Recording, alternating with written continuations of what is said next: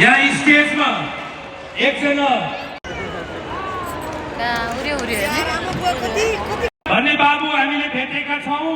कृपया गरी आमा अथवा बुवा यहाँ स्टेजमा लिएर आइदिनुको लागि हार्दिक अनुरोध गर्दछु। कता गयो? नानीलाई पनि हामीले फेला पारेका छौँ।